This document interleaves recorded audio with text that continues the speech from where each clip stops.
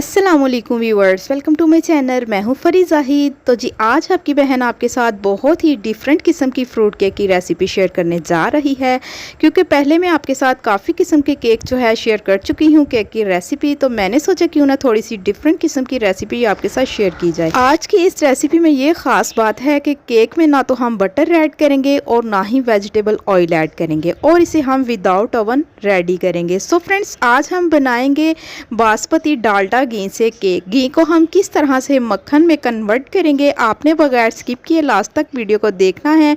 अगर आप स्किप करके देखेंगे तो बहुत सारे मेन पॉइंट जो है वो छूट सकते हैं। अगर आप केक को बटर या फिर ऑयल में बनाना चाहते हैं तो डिस्क्रिप्शन में आपको उसका लिंक मिल जाएगा।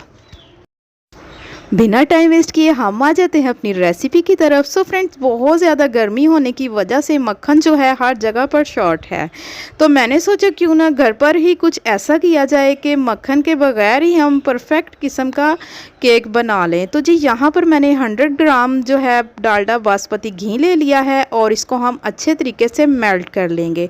सो फ्रेंड्स, अगर आप कप के हिसाब से लेना चाहेंगे तो आपने इस तरह से मेल्ट करके हाफ कप जो है घी ले लेना है। तो अच्छे तरीके से मेल्ट करने के बाद इसे हम छोड़ देंगे फ्रीज़र में 1 से 2 घंटे के लिए। जब तक ये सेट होगा तो हम आ जाते हैं रेसिपी की तरफ। तो जी यहाँ पर सबसे पहले हम अपना मोल्ड रेडी करेंगे। यहाँ पर मैंने 8 बाई 3 इंच का मोल्ड ले लिया है। इसमें 2 अंडों का केक जो है इजीली परफेक्ट बनकर रेडी हो जाएगा। सो फ्रेंड्स, अक्सर सांचे की वजह से भी हमारा जो केक है वो ख़राब हो जाता है। हम जो सांचा ले लेते हैं वो बड़ा, तो हम उसमें केक जो है यानी कि क्वांटिटी के मुताबिक कम क्वांटिटी ऐड करते हैं और हमारा केक चला जाता है फैलाव में, और हमारा जो केक है वो फूलता नहीं, हम हो जाते हैं परेशान। तो आपने जब भी मोल्ड जो है लेना है, आपने बस यही कोशिश करनी है कि उसको पहले पता लगाया जाए कि इसमें कितने अंडों का केक बन सकता है।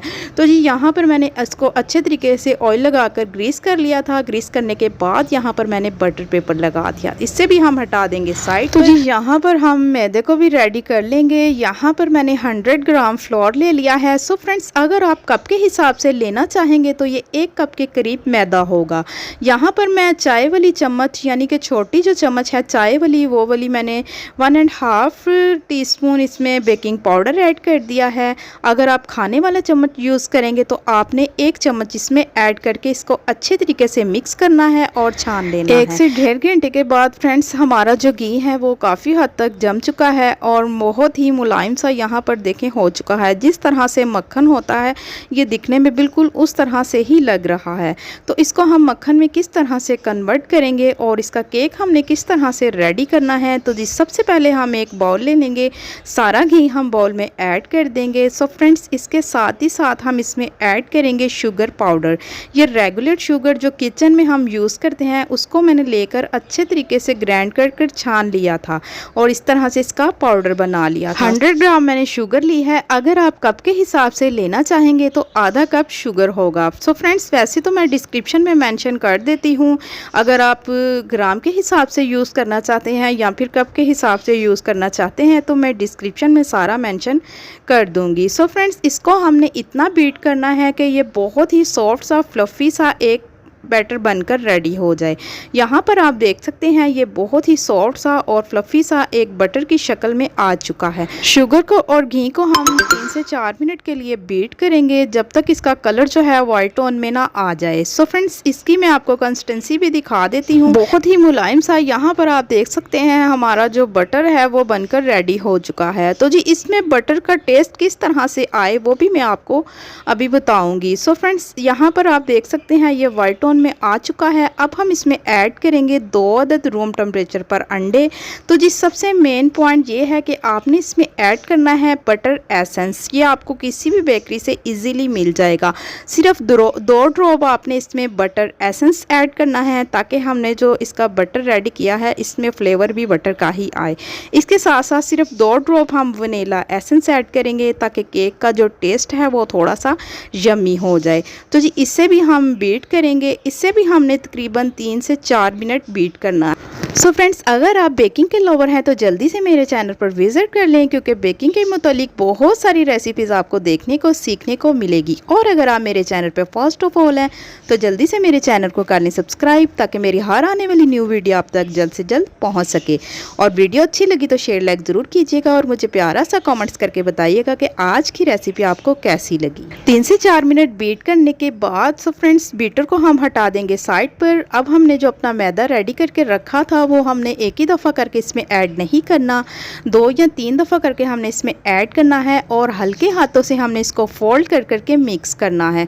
सो फ्रेंड्स, अगर हम इसमें एक ही दफ़ा करके मैदा ऐड कर देंगे तो बहुत ज़्यादा गुठलियाँ या लम्स भी बन सकते हैं। सो फ्रेंड्स, मेरी हर वीडियो में यही कोशिश होती है कि मैं आपके साथ बहुत ही ईजी और शॉर्ट तरीके के साथ रेसिपी शेयर करूँ, और सबसे ज़्यादा ये कोशिश होती है कि मैं आपके साथ बहुत ही मेन पॉइंट जो है वो शेयर करूँ, जिससे आपका केक जो है परफेक्ट बने।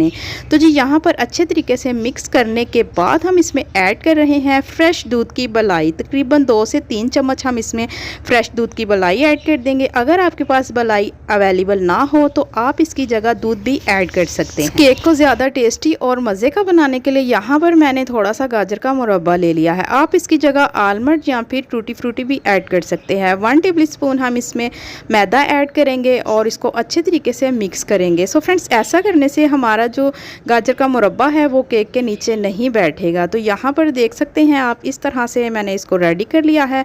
अब ये सारा मुरब्बा हम केक वाले बैटर में ऐड कर देंगे और इसको हम हल्के हाथों से मिक्स कर लेंगे। सो फ्रेंड्स, ये मुरब्बा ऐड करने से एक तो खूबसूरती भी बढ़ जाएगी और केक का जो टेस्ट है वो भी बढ़ जाएगा। तो यहाँ पर हमारे केक का बैटर बिल्कुल बनकर रेडी हो चुका है। यहाँ पर मैं आपको इसकी कंसिस्टेंसी भी दिखा सकती हूँ, ना तो ये बहुत ज़्यादा हार्ड है और ना ही बहुत ज़्यादा पतला है। सो फ्रेंड्स, इसकी कंसिस्टेंसी रेडी होने के बाद कुछ इस तरह की होगी। सारा बैटर रेडी होने के बाद अब हम अपना मोल्ड ले लेंगे जो हमने पहले से ही रेडी करके रखा था। सारा बैटर हम मोल्ड में शिफ्ट कर देंगे। सो फ्रेंड्स, अगर आप इसको ओवन या विदाउट ओवन बेक करना चाहते हैं तो दोनों तरह की आपको टाइमिंग जो है डिस्क्रिप्शन में मिल जाएगी। सारा बैटर इसमें शिफ्ट करने के बाद हम इसको 1 से 2 दफ़ा टैप करेंगे ताकि इसमें कोई बबल ना आए। अगर आप केक को पतीले में बेक करना चाहते हैं तो यहाँ पर मैंने एक पतीले में नमक बिछाकर स्टैंड लगा लिया था। 5 मिनट के लिए फुल फ्लेम पर मैंने इसको प्रीहीट कर लिया था और उसके बाद मैंने